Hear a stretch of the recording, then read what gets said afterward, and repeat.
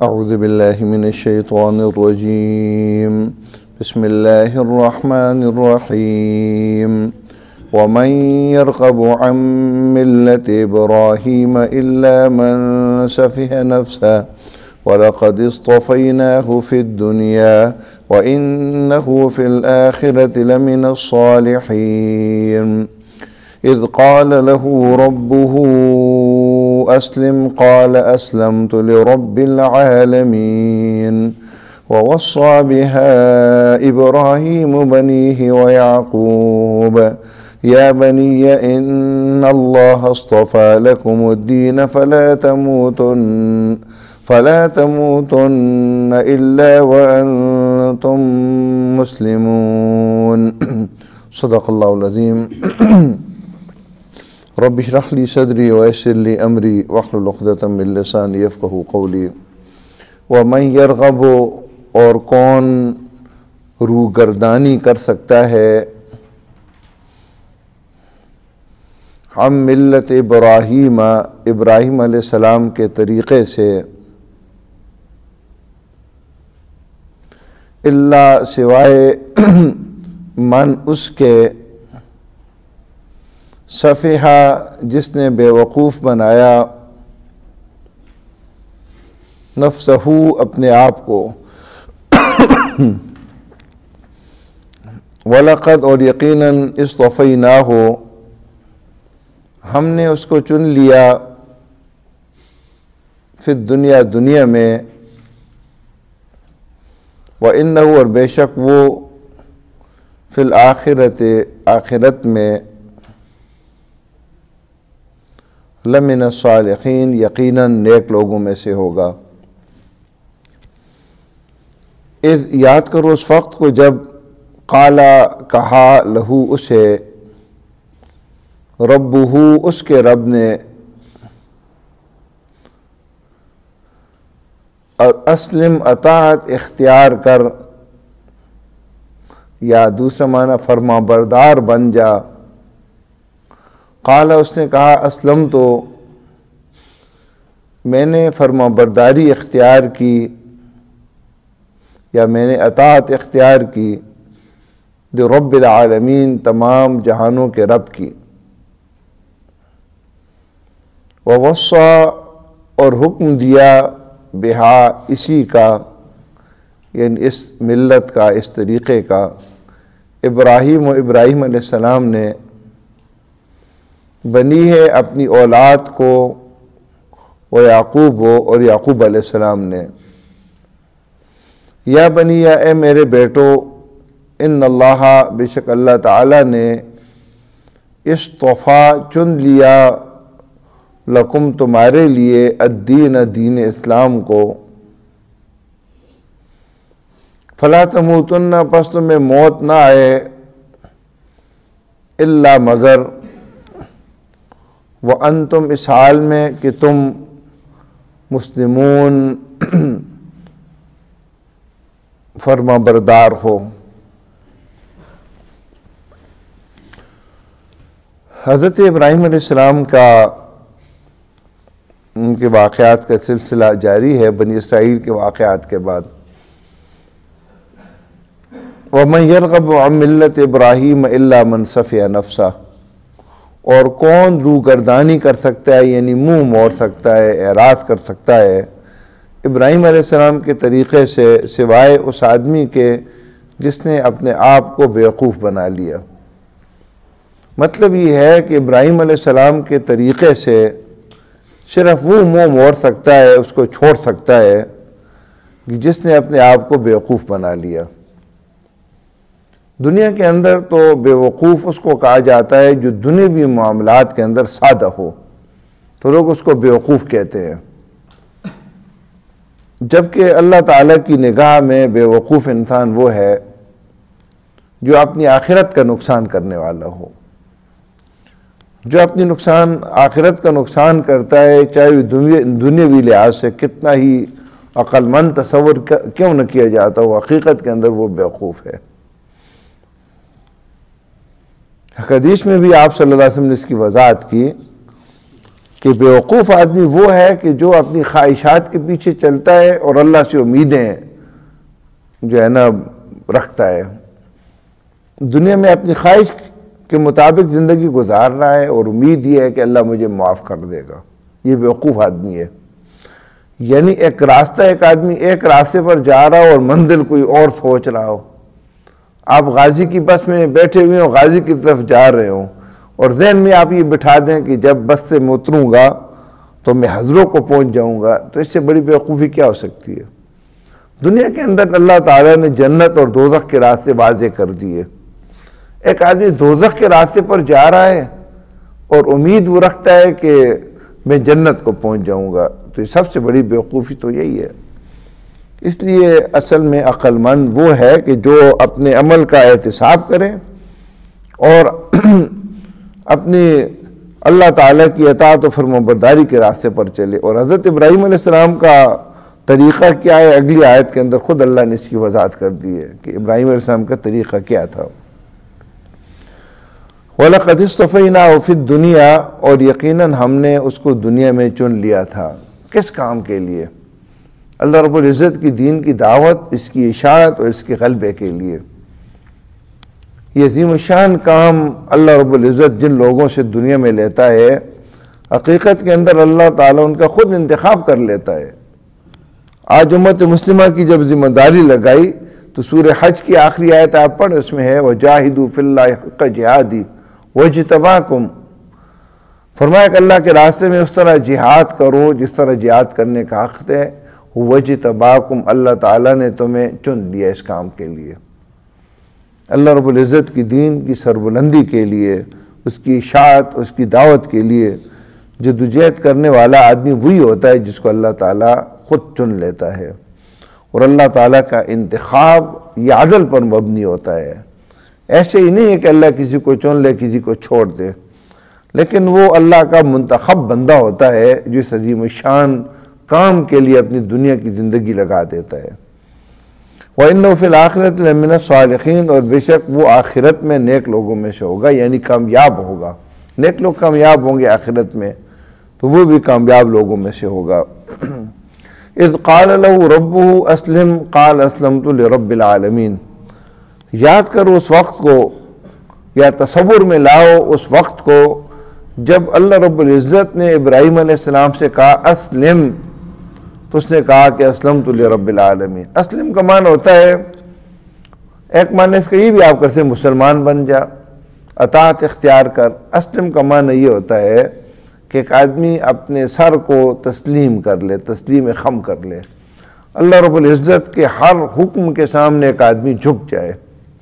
مسلمان بھی اسے کہتے ہیں کہ مسلمان اور کافر میں فرق کیا ہے کہ کافر اپنے دل کی بات مانتا ہے یا کسی اور کی، جبکہ مسلمان اللہ کی بات مانتا ہے، اللہ کے ہر حکم کے سامنے اپنے سر کو جھکا دیتا ہے۔ عقل ایک بات کہتی ہے، اللہ کا حکم کچھ اور ہے، وہ اللہ کا حکم مان لیتا ہے۔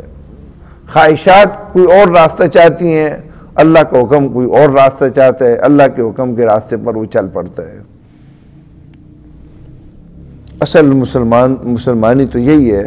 حضرت ابراہیم علیہ السلام سے بھی اللہ نے یہ کہا کہ تو اطاعت اختیار کر، یعنی جو حکم بھی تجھے ملے تو اس کو مان۔ تو اس نے کہا کہ میں رب العالمین کے لیے اطاعت اختیار کرتا ہوں۔ اصل الفاظ تو یہ ہم بھی کہتے ہیں، ہم سے بھی کوئی پوچھتا ہے تو ہم کہتے ہیں الحمدللہ ہم مسلمان ہیں، لیکن عملی زندگی اس کے برعکس ہوتی ہے۔ جبکہ حضرت ابراہیم علیہ السلام نے یہ جو سادہ سے الفاظ زبان سے کہے نا اسلمت لرب العالمین، تو اس میں بھی بڑا دیکھیں الفاظ کتنا بہترین چناؤ کیا نا۔ اگر اللہ تعالیٰ نے اس لیے کہا نا کہ اسلم، تو اختیار کر لے، تو یہ نہیں کہا قال اسلمت لک، میں نے تیری اطاعت اختیار کر لی۔ جواب تو یہ تھا نا آسان، اللہ نے کہا میری اطاعت اختیار کر، جواب یہ تھا کہ میں نے تیری اطاعت اختیار کر لی، جبکہ اس کے مقابلے میں کہا کہ میں نے رب العالمین کی اطاعت اختیار کر لی۔ اس بات کی طرف اشارہ کر لیا کہ اطاعت تو رب العالمین ہی کی کرنی چاہیے نا، جو تمام جہانوں کا مالک بھی ہے۔ رب کے تین معنی ہوتے ہیں نا، ان کا آقا بھی ہے اور ان کا حاکم بھی ہے، یعنی تمام جہانوں کو اس نے پیدا بھی کیا ہے اور اصل ملکیت اس کی ہے، اور ان تمام جہانوں کے اندر جو کچھ ہو رہا ہے وہ اللہ رب العزت ہی کر رہا ہے۔ جب کام تصرف بھی اللہ کر رہا ہے، ملکیت بھی اس کی ہے، وہ آقا بھی ہے، مالک بھی ہے اور اس کا خالق بھی ہے، تو اب ایک آدمی اگر اس کی اطاعت اختیار نہیں کرتا تو اس سے بڑا بیوقوف کون ہو سکتا ہے؟ اس لیے ابراہیم علیہ السلام نے بجائے اس کے یہ کہا کہ میں نے آپ کی اطاعت اختیار کر لی، کہا رب العالمین کی میں نے اطاعت اختیار کر لی۔ اس بات کی طرف اشارہ کر لیا کہ حق اطاعت کا صرف رب العالمین کا ہی بنتا ہے، کہ تمام جہانوں کا پروردگار وہ ہے، تمام جہانوں کا مالک اور حاکم وہ ہے۔ اگر کوئی اور کسی اور کی اطاعت اختیار کرتا ہے تو وہ بہت غلط راستے کا انتخاب کرتا ہے۔ ابراہیم علیہ السلام نے یہ بات کی اور اس کے بعد اس کی سیرت پچھلی گزشتہ آیت وَإِذْ يَرْفَعُ إِبْرَاهِيمُ یہ اس میں وَإِذِ ابْتَلَىٰ إِبْرَاهِيمَ رَبُّهُ میں نے اس کے خاکہ آپ کے سامنے رکھا، پھر جو حکم ہوا اس کو اللہ تعالیٰ کے اس خلیل نے پورا کیا۔ علامہ اقبال نے بڑا خوبصورت ایک شعر کہا ہے نا کہ بے خطر کود پڑا آتش نمرود میں عشق، عقل میوے تماشائے لبے بام ابھی۔ بس پھر عشق کا راستہ اختیار کر لیا، عقل کو پیچھے چھوڑ دیا کہ جب آگ کے اندر چھلانگ لگانے کا وقت آیا نا تو اقبال نے یہ نقشہ کھینچا ہے کہ انسان کے واسطہ دو چیزوں سے، ایک عشق ہے اور ایک عقل ہے۔ وہ لب بام اوپر ابر عقل سوچ رہی تھی کہ آگ کے اندر چھلانگ لگانی چاہیے یا نہیں چاہیے، ابھی وہ فیصلہ نہیں کر پائی تھی، لیکن عشق جو ہے نا بے خطر آتش نمرود میں کود پڑا۔ عقل ابھی اوپر بیٹھی ہوئی تھی، ابھی سوچ بچار میں تھی۔ عقل، اقبال نے کہا نا عقل عیار ہے سو بیس بنا لیتی ہے، عشق بے چالہ نہ زائد ہے نہ ملا نہ حکیم، کچھ بھی نہیں ہے، نہ زائد ہے نہ ملا ہے نہ حکیم ہے، بس اللہ کا حکم ہوتا ہے بس کود پڑتا ہے، یہ اپنی عقل پیچھے چھوڑ دیتا ہے۔ اگر گھر چھوڑنے کا موقع آیا اس کو چھوڑ دیا، وطن چھوڑنے کا موقع آیا اس کو چھوڑ دیا، اور پھر آخر میں اللہ تعالیٰ نے کہا کہ اپنے بیٹے کو ذبح کرو تو اپنے بیٹے کو ذبح کرنے کے لیے لٹا دیا۔ یہ بالکل آخری ان کا امتحان تھا۔ اس کے بعد اللہ رب العالمین نے اس کو سند جاری کر دی کہ تو امتحان میں پاس ہو گیا ہے، اب تو قیامت تک آنے والے لوگوں کا امام اور پیشوا ہے۔ یہ ہے ملت ابراہیمی۔ اس کو جو آدمی چھوڑتا ہے نا وہ بیوقوف آدمی ہے۔ عقل مند کون ہے؟ اللہ تعالیٰ کے حکم کے مقابلے میں اپنی عقل کو پیچھے چھوڑ دے، بس اللہ نے جو کچھ کہا اسی طرح کرے۔ یہ حضرت نوح علیہ السلام کا واقعہ جب آتا ہے نا سورہ ہود کے اندر، تو ایمان لانے والوں کے بارے میں جو کفار کا تبصرہ تھا نا، انہوں نے کہا کہ بادی الرائے، یہ مسلمان جو ہے نا ستی رائے رکھنے والے ہیں، ان کے اندر عقل نہیں ہے، سوچ بچار نہیں کرتے، بس نبی جو کہتا ہے دور پڑتے ہیں۔ تجارت ان کی تباہ ہو تو ہو، وطن چھوڑنا پڑے تو چھوڑیں، فاقے گزارنا پڑے فاقے گزارنے کے لیے تیار ہو جاتے ہیں۔ تو کہا کہ یہ ستی رائے رکھنے والے لوگ ہیں، گہری رائے نہیں رکھتے۔ اور حدیث میں بھی آتا ہے کہ مومن غر کریم، سیدھا سادہ سا ہوتا ہے، دنیاوی معاملات کے اندر چالاک نہیں ہوتا، وہ اللہ تعالیٰ کے حکم کے لیے بس وہ کود پڑتا ہے، دنیاوی جتنا نقصان اس کے بارے میں سوچتا بھی نہیں ہے۔ تو کہا کہ یہ ہے ابراہیم علیہ السلام کی صحیح طریقہ، اللہ کے حکم کے سامنے ایک آدمی اپنے سر کو نیچے کر لے۔ وَوَصَّىٰ بِهَا ابراہیم بنی و یعقوب، اسی ملت کا، اسی طریقے کا، یعنی اللہ تعالیٰ کے سامنے کامل سپردگی، اللہ کے ہر حکم کے سامنے اس کی بے چوں چرا اطاعت، اس کا اللہ تعالیٰ کے اس خلیل نے اپنی اولاد کو، حضرت یعقوب علیہ السلام نے بھی اپنی اولاد کو اس کا حکم دیا۔ یا بنی ان اللہ اصطفیٰ لکم الدین، اب اس کی دیکھیں یہ جو ملت تھی اس کی ایک اور انداز میں وضاحت کر لی۔ کس چیز کا حکم دیا؟ انہوں نے اپنے بیٹوں سے کہا اے میرے بچوں، ان اللہ اصطفیٰ لکم الدین، بے شک اللہ نے تمہارے لیے دین کو چن لیا ہے۔ کون سے دین کو؟ یعنی دین اسلام کو۔ اور دین اسلام کیا ہے؟ یہی ہے اسلمت لرب العالمین، اپنے آپ کو مکمل اللہ کے حکم کے سپرد کر دینا، اس کے سامنے جھک جانا۔ اس دین کو، نظام زندگی کو تمہارے لیے اللہ نے چن لیا ہے۔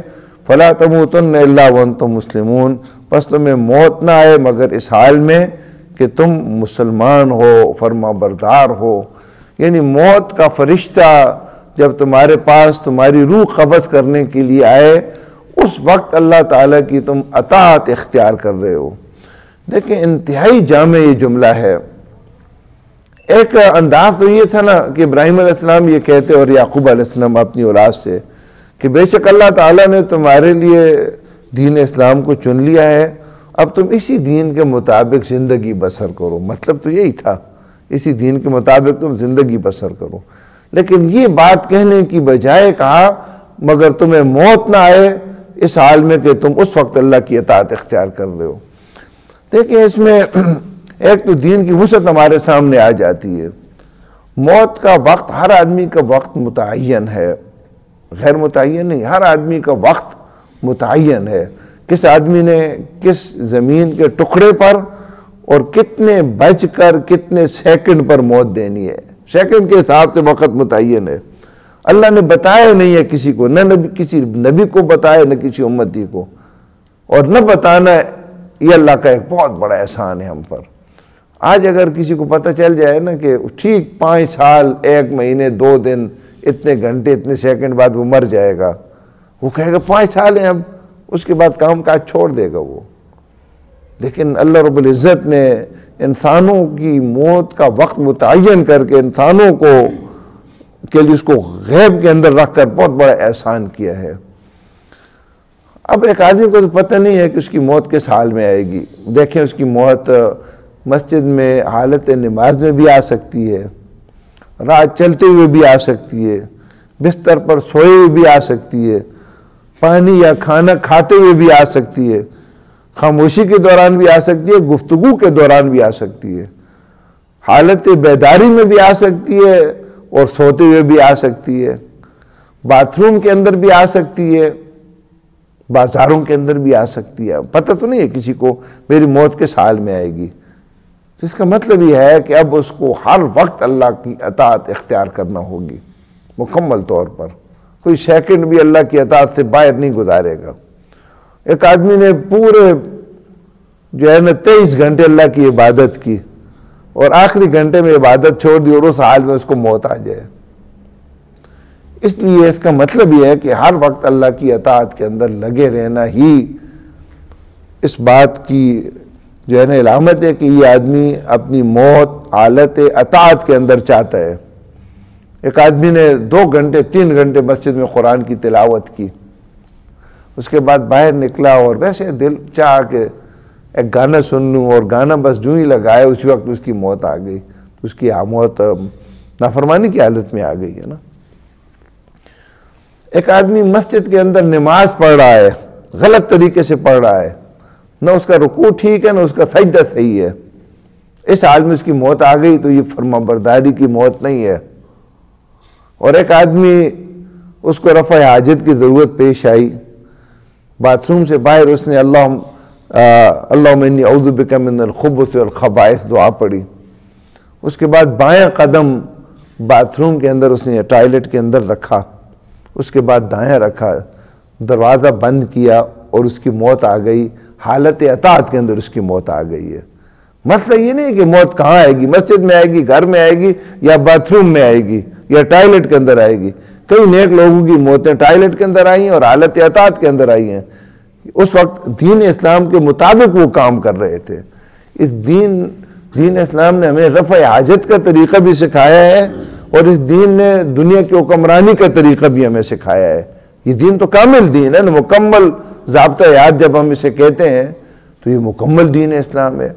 ایک آدمی کھانا کھا رہا تھا، سنت کے مطابق کھا رہا تھا، اس کو موت آ گئی، حالت اطاعت کے اندر موت۔ ایک آدمی بازار میں خرید و فروخت کے لیے جا رہا تھا، اپنی نگاہوں کی حفاظت کر رہا تھا، اور اس بازار کے اندر اس کی موت آ گئی، وہ حالت اطاعت کے اندر آ گئی ہے۔ مطلب یہ ہے کہ چونکہ موت کسی کو معلوم تو نہیں ہے کہ موت آئے گی تو چلیں جلدی جلدی وضو بنا کر نماز کی نیت کر لوں گا اور موت آ جائے گی، یا قرآن پڑھوں گا اور موت آ جائے گی۔ موت تو کسی حالت میں بھی، باتھ روم میں بھی آ سکتی ہے۔ بِأَيِّ أَرْضٍ تَمُوتُ، کوئی آدمی نہیں جانتا کہ اس کی موت کس زمین کے ٹکڑے پر لکھی ہوئی ہے۔ حال اس کا یہ ہے کہ ایک آدمی جو کام بھی کرے، چاہے باتھ روم میں جا رہا ہو، کھانے پینے کا ہو، گھر میں ہو، بازار میں ہو، مسجد میں ہو، تجارت کر رہا ہو، زمینداری کر رہا ہو، خرید و فروخت کر رہا ہو، گفتگو کر رہا ہو، خاموش ہو، سو رہا ہو۔ ایک آدمی سنت طریقے سے سوتا ہے، نیند کے اندر اس کی موت آ گئی، حالت اطاعت کے اندر اس کی موت ہے۔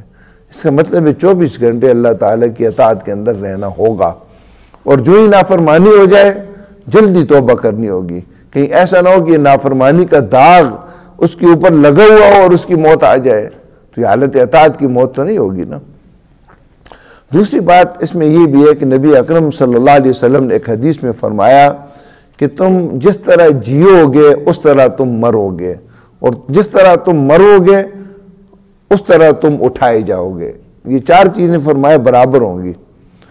ایک آدمی اللہ تعالیٰ کی اطاعت کے اندر اگر زندگی گزار رہا ہے تو اس کو موت بھی اللہ تعالیٰ کی اطاعت کے اندر آئے گی، اور جس حالت میں موت آئے گی اسی حالت میں وہ محشر کے دن اٹھایا جائے گا۔ اگر حالت اطاعت میں موت آئی تو حالت اطاعت میں اٹھایا جائے گا۔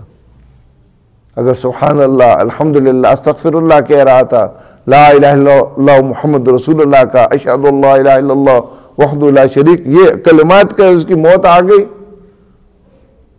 اسی حالت کے اندر جب اٹھے گا نا تو وہی اس کی حالت ہوگی۔ حدیث میں آتے ہیں احرام کی حالت میں ایک آدمی مر گیا نا، اٹھے گا تو احرام کی حالت میں اٹھے گا قیامت کے دن۔ ایک آدمی گانا گاتے ہوئے مرا، اٹھتے ہوئے بھی گانا اس کی زبان پر ہوگا۔ جس حال میں مرے گا اٹھائے جائے گی اسی حال کے اندر۔ تو یہ اللہ تعالیٰ کی جو ہے نا ایک عدل ہے، انصاف ہے۔ تو اس کا مطلب یہ ہے کہ زندگی دین اسلام کے مطابق ہم نے گزارنا ہوگی، اور جہاں کہیں غلطی ہو تو اس کے بارے میں اسی وقت توبہ کرنی چاہیے۔ اور یہ بھی بات ذہن میں رہے کہ دین اسلام کے مطابق ہم زندگی تب بھی گزاریں گے جب قرآن مجید ہمیں سمجھ آ جائے گا نا۔ جب قرآن ہمیں سمجھ نہ آئے اور ہمیں پتہ ہی نہ ہو، ہمارے ذہن میں یہ ہو کہ دین اسلام کا مطلب تو نمازیں پڑھنا ہے اور روزے رکھنا ہے، حج اور زکوٰۃ ادا کرنا ہے، اس کے علاوہ تو ہمیں پتہ ہی نہ ہو دین اسلام کیا ہے، تو پھر تو اس کا مطلب یہ ہے کہ دن کا ایک چھوٹا سا ایسا 1 گھنٹہ 2 گھنٹے ہم حالت اطاعت کے اندر گزار رہے ہیں، باقی تو 22-23 گھنٹے اپنی مرضی کے مطابق گزار رہے ہیں نا۔ تو عین ممکن ہے موت اس وقت میں آئے، تو یہ حالت اطاعت کی موت تو نہیں ہوگی۔ اس لیے دین کا اتنا علم سیکھنا ہر مسلمان مرد اور عورت پر فرض ہے کہ 24 گھنٹے کی زندگی اللہ کی اطاعت اختیار کرتے ہوئے گزارنا اس کو آ سکے، اور جس شعبے کے بارے میں، جس پیشے میں وہ کام کر رہا ہو اس کے بارے میں بھی اس کو علم ہو۔ اگر تجارت کر رہا ہو تو تجارت کے بارے میں دین اسلام کو اس کے پاس علم ہو، زراعت زمینداری کر رہا ہو تو اس کے پاس علم ہو، تاکہ اس کام کے دوران اگر اس کی موت آ جائے وہ اللہ تعالیٰ کی اطاعت کی موت ہو۔ وَمَنْ يَرْغَبُ، اور کون روگردانی کر سکتا ہے یا کون منہ موڑ سکتا ہے یا کون اعراض کر سکتا ہے ان ملت ابراہیم، ابراہیم علیہ السلام کے طریقے سے، اللہ سوائے من صفح نفسہ، جس نے بیوقوف بنایا اپنے آپ کو، وَلَقَدْ اصْطَفَيْنَاهُ، اور یقیناً ہم نے اس کو چن لیا تھا، فی الدنیا، دنیا میں، وَإِنَّهُ فِي الْآخِرَةِ، اور بے شک وہ آخرت میں، لمن الصالحین، نیک لوگوں میں سے ہوگا۔ اذ قال لہ، یاد کرو اس وقت کو جب اسے کہا ربو، اس کے رب نے، اسلم، تو اطاعت اختیار کر، قال، اس نے کہا، اسلم، تو میں نے اطاعت اختیار کی، لرب العالمین، تمام جہانوں کے رب کی، ووصى بها، اور اسی کا حکم دیا ابراہیم علیہ السلام نے بنی ہے اپنی اولاد کو، وہ یعقوب اور یعقوب علیہ السلام نے، یا بنی، اے میرے بیٹو، ان اللہ اصطفیٰ، بے شک اللہ نے چن لیا ہے، لکم، تمہارے لیے، الدین، دین کو، دین اسلام کو، فلا تموتن، پس تمہیں موت نہ آئے، الا مگر، وانتم مسلمون، اس حال میں کہ تم اطاعت کرنے والے ہو، مگر اس حال میں کہ تم فرما بردار ہو۔ آمین، الحمدللہ رب العالمین، والعاقبۃ للمتقین، والصلاۃ والسلام علی رسول الکریم۔ ربنا آتنا فی الدنیا حسنۃ وفی الآخرۃ حسنۃ وقنا عذاب النار۔ اللهم وفقنا لما تحب وترضى. اللهم احسن عاقبتنا في الأمور كلها وأجرنا من خزي الدنيا وعذاب الآخرة. اللهم أرنا الحق حقا وارزقنا اتباعه، وأرنا الباطل باطلا وارزقنا اجتنابه. اللهم ثبتنا على الإسلام. اللهم نور قلوبنا بنور الإيمان. اللهم زين أخلاقنا بنور القرآن. اللهم اشف مرضانا ومرضى المسلمين يا شافي الأمراض، اشف مرضانا ومرضى المسلمين. اللهم اغفر للمؤمنين والمؤمنات والمسلمين والمسلمات الأحياء منهم والأموات. وصلى الله تعالى على خير خلق محمد وآله وصحبه أجمعين.